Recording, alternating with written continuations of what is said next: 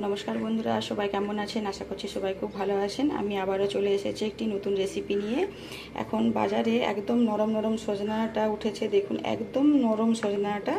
তো আজকে আমি সজনাটাতে রেসিপি করব, আপনারা আমার সঙ্গে থাকুন, দেখতে থাকুন। আর একটা আলুকে আমি এভাবে সরু সরু করে একটু কেটে নিয়েছি, খুব সরুও নয় আবার খুব মোটাও নয়। আর সজনা, তার সাথে আমি দেব আমি তিল, আর তিল আজকে দিয়ে আমি সজনাটা রেসিপিটা বানাবো। আর এখানে আমি সজনে ডাঁটা, আলু সবকে কেটে ধুয়ে পরিষ্কার করে নিয়েছি। 2 টেবিল চামচ সরষের তেল।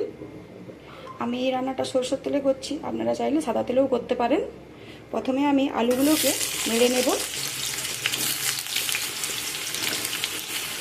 এখানে আমি গ্যাসের আঁচটা লো টু মিডিয়ামে রেখে আলুগুলোকে ভালো করে নেড়ে নেব, যাতে আলুগুলো এখানেই 80% আমার কুক হয়ে যায়। আলুগুলো আমি এখানে নেড়ে নিচ্ছি।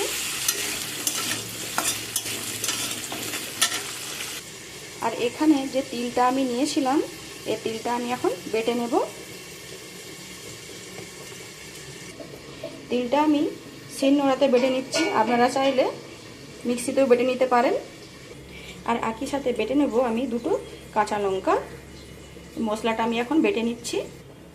এখানে আমার সব মশলাটা বাটা হয়ে গিয়েছে, এটাকে আমি এখন তুলে নেব।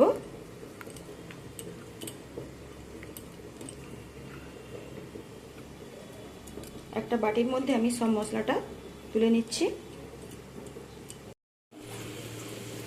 এখানে আমি আলুগুলোকে প্রায় লাল লাল করে ভেজে নিয়েছি। এখন এর মধ্যে যে সজনা ডাঁটাগুলো আমি কেটে রেখেছিলাম সেগুলো দিয়ে দেব। কেটে রাখা সজনা ডাঁটাগুলো দিয়ে দিলাম। দিয়ে আলু আর সজনাটা সব একসাথে 2 মিনিটের জন্য ভালো করে নাড়াচাড়া করে নেব। বন্ধুরা, এই রেসিপিটা এত সুন্দর হয়, আমার অনুরোধ রইল সবাই একবার অবশ্যই বানিয়ে বাড়িতে খাবেন। আর এই সিজনে এই নরম নরম সজনা ডাঁটা খেতে খুবই ভালো লাগে। এখন এর মধ্যে দিয়ে দেবো অল্প একটু লবণ, দিয়ে সব কিছুকে একটু ভালো করে নাড়াচাড়া করে নেব।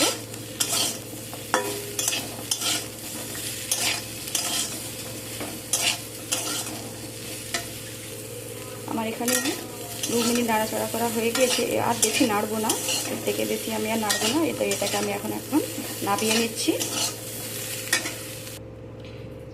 নাবিয়ে নিয়েছি, দিয়ে দিলাম অল্প একটু সরষের তেল। ফোড়নে দিয়ে দিলাম একটা শুকনো লঙ্কা, আর একটা গোটা পেঁয়াজকে আমি কেটে রেখেছিলাম সেটা দিয়ে দিলাম। পেঁয়াজটাকে এখন আমি একটু লাল লাল করে ভেজে নেব। একটা মিডিয়াম সাইজের পেঁয়াজ আমি দিয়েছি, বেশি বড় না। পেঁয়াজটা আমার এখানে লাল লাল করে হালকা ভাজা হয়ে গিয়েছে। এখন এর মধ্যে আমি যে মশলাটা বেটে রেখেছিলাম সেই মশলাটা দিয়ে দেব।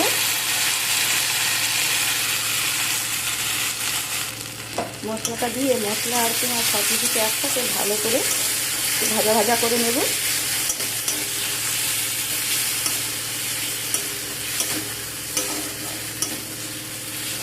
তিল আর পেঁয়াজ একসাথে একটু ভাজা ভেজে নেব।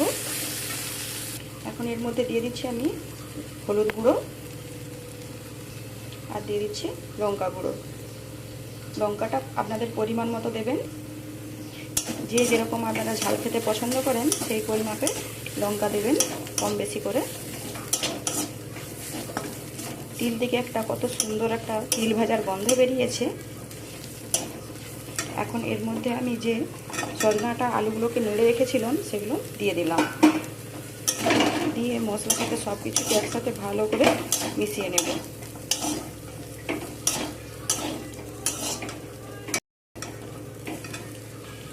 মশলার সাথে আর সজনে ডাঁটা আলু একসাথে সব কিছুকে ভালো করে 2 মিনিট নাড়াচাড়া করে নেব। বন্ধুরা, আমার একটাই অনুরোধ রইল, দেখার প্রথমে একটি লাইক দিয়ে দেখবেন, তারপরে পুরো ভিডিওটা কন্টিনিউ করবেন।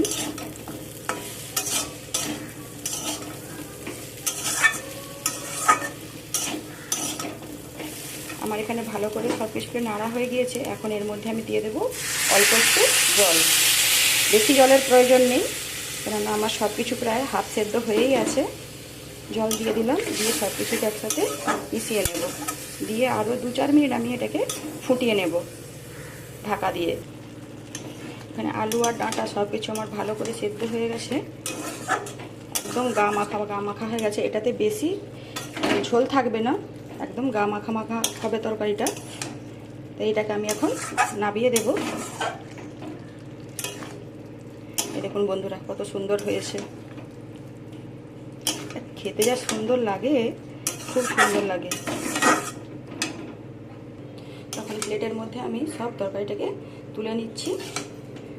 দেখুন বন্ধুরা কত সুন্দর হয়েছে, দেখতেও যেমন সুন্দর হয়েছে, খেতেও কিন্তু খুব সুন্দর হয়। বন্ধুরা একবার বাড়িতে বানিয়ে অবশ্যই খাবেন। নরম সজনা ডাঁটা আর তিল দিয়ে।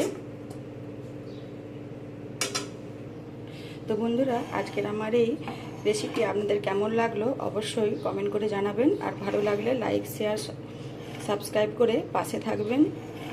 বন্ধুদের সাথে রেসিপিটি যদি ভালো লেগে থাকে তাহলে শেয়ার করবেন, অবশ্যই কমেন্ট করে জানাবেন যে আজকের রেসিপি আমার কেমন লাগলো। সবাই ভালো থাকবেন, সবাই সুস্থ থাকবেন। আবারও দেখা হবে আপনাদের সাথে নতুন কোনো রেসিপি নিয়ে অন্য কোনো দিন। আজকের মতো টাটা।